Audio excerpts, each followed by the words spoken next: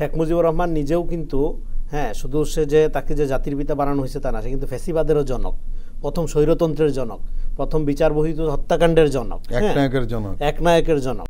রেজাউল করিম রনি, আমরা লক্ষ্য করছি যে শেখ পরিবারের যেখানে লোক রয়েছে সেখানে এই দুর্নীতির দুর্গন্ধ, লুটপাটের যে চিত্র আমরা দেখেছি, এটা আসলে শুধু এই বাংলাদেশ কেন্দ্রিক শেখ পরিবারে যারা ছিলেন তারাই নয়, বাইরে যারা ছিলেন তারাও জড়িয়ে গেছেন।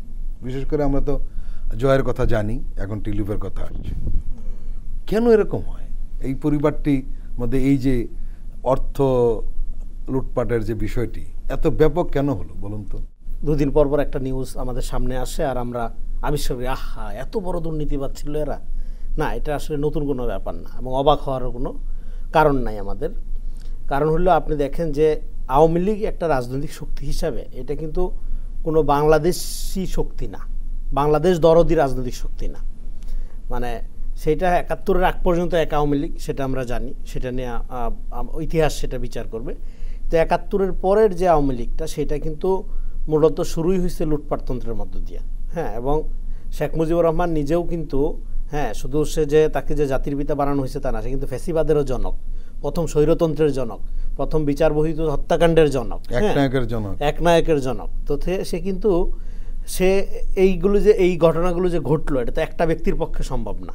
তাহলে শেখ মুজিবকে এই জায়গায় নিয়ে যাওয়ার ক্ষেত্রে যে বিশাল চোর ইন্ডাস্ট্রি গড়ে উঠছিল এবং যেই মাফিয়াতন্ত্র গড়ে উঠছিল সেইটার একটা হাইস্ট লেভেল আমরা শেখ হাসিনার হাতে দেখতে পাইছি। তো আপনি যেটা বলছেন যে তাহলে এটা কেন ঘটলো, এটা এই কারণে ঘটলো যে দেখেন আওয়ামী লীগ তো বাংলাদেশের স্বাধীনতা চায়নি, তারা চাইছিল ক্ষমতা, তারা চাইছিল মানে শাসন ক্ষমতা পাকিস্তানের সাথে শেয়ার করতে, পাকিস্তানি শাসকদের সাথে। সেই কারণে শেখ মুজিবের আমল কিন্তু যখন আপনি দেখেন যে যখন সে বাকশালের মধ্য দিয়ে তারপরে তার করুণ পরিণতি বলে যেটা, সেটা কিন্তু ঘটছিল এই যে তার যে এন্টার করাপশন, এদিক দিয়ে মানুষ দুর্ভিক্ষে মারা যাচ্ছে, আর একদিকে ধুমধাম করে তার পরিবারের লোকজনের বিয়ে হচ্ছে সোনার মুকুট পরে।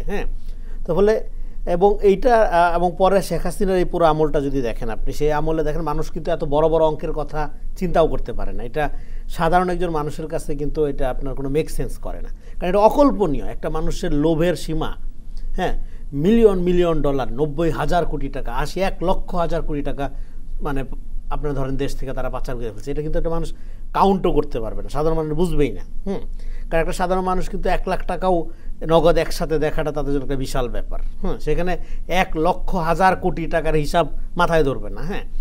তো এই কিন্তু ব্যাপার হলো যে আওয়ামী লীগ, আপনি যেটা প্রশ্ন করলেন যে কেন এরকম করে, কারণ হলো এরা তো আচ্ছা দুর্নীতি করাপশন থার্ড ওয়ার্ল্ডের দেশে কম বেশি হয়, কেউ 100% দুর্নীতি মুক্ত করে ফেলতে পারবে সেটা কেউ আশাও করে না রাতারাতি। এটা লম্বা প্র্যাকটিসের ব্যাপার, প্রসেসের ব্যাপার। কিন্তু আওয়ামী লীগের ক্ষেত্রে পার্টিকুলারলি এটা কেন হয়, কারণ হলো তারা বাংলাদেশটাকে মনে করে যে তাদের বাপদাদার তালুক, এটা টুঙ্গিপাড়ার কলোনি, এবং এইখান থেকে তারা লুইটা বুইটা নিয়ে যাবে। শেখ মুজিবের পরিবারের কোনো সদস্য কি বাংলাদেশে বিলং করে? জয় বাংলা কথাই তো বলতে পারে না। এই পুতুল, তারপর শেখ পরিবারের যে আবার সেকেন্ড থার্ড জেনারেশন যেটা মুজিবের, তার নাতিপুতি যেগুলো, সেগুলো কেউ কিন্তু বাংলাদেশ বিলং করে না। ফলে আওয়ামী লীগের যারা সমর্থক, আমি মনে করি আপনাদের কি এইটা চিন্তা করে কখনো দেখছেন? এই দেখেন সে পালায়ে চলে গেছে। সে যদি একটা প্রপার ফ্যাসিস্ট হইতো তাহলে সে তার নেতাকর্মীর জন্য হলেও থাইকা যেত, তাদের চিন্তা করতো। সে কারো চিন্তা না করে আল্লাহর রাস্তে উড়াল মারছে এবং সব ফ্যামিলির মেম্বারদের নিয়ে। তো এই জন্য সে তার পরিবারের বাইরে আর কিছু বোঝে না। এবং এই পরিবারের আপনার কি বলে যে ভোগ বিলাস এবং টাকা পয়সা এগুলো করার জন্য, এটা ধরেন এই রাজা বাচ্চাদের আমল যেরকম ছিল, একদম ঠিক রাজা বাচ্চার মতো। এটা কোনো রাজনৈতিক সংগঠন না, এটা জাস্ট লুটপাটের একটা চক্র, মাফিয়া চক্র। এবং এই যে কনস্ট্রাকশন, তারা হরে ধরে কনস্ট্রাকশন করছে লুটপাটের জন্য। একদিকে করতো চুটপাট, আরেকদিকে লুটপাট, এই ছিল তাদের রাজনৈতিক মডেল।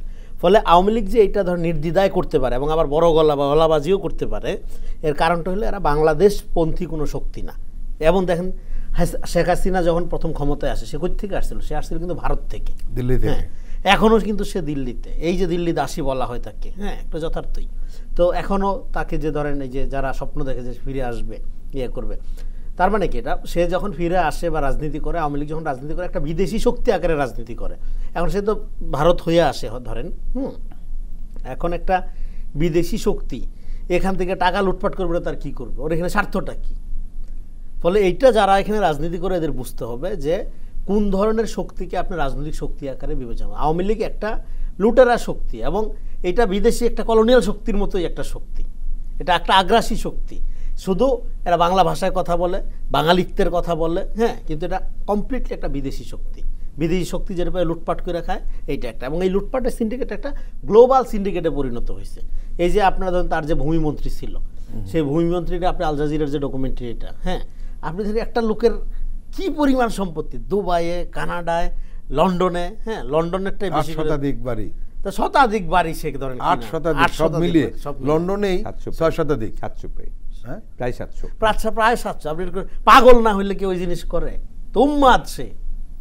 তো এইটা আপনি ধরেন এই যে পুরা শক্তিটা, এই জন্য আপনার বাংলাদেশের মানুষকে এটা বুঝতে হবে যে আপনার কোন ধরনের রাজনৈতিক শক্তিকে নিজেদের রাজনৈতিক শক্তি হবে, সেটা ভালো হোক মন্দ হোক, কিন্তু এটা তো নিজেদের শক্তিই না, আপনার নিজের দেশেরই তো না। এটা একটা কলোনিয়াল ইস্ট ইন্ডিয়া কোম্পানির শোষণ করা, ইস্ট ইন্ডিয়া কোম্পানি এইভাবে শোষণ করেনি। তো আপনার এইটা খুবই গুরুত্বপূর্ণ আমাদের বুঝতে পারা যে এইটা একটা আগ্রাসী বিদেশি শক্তি। ফলে এই রাজনৈতিক মডেল থেকে বাংলাদেশকে চিরতরে মুক্ত করতে হবে।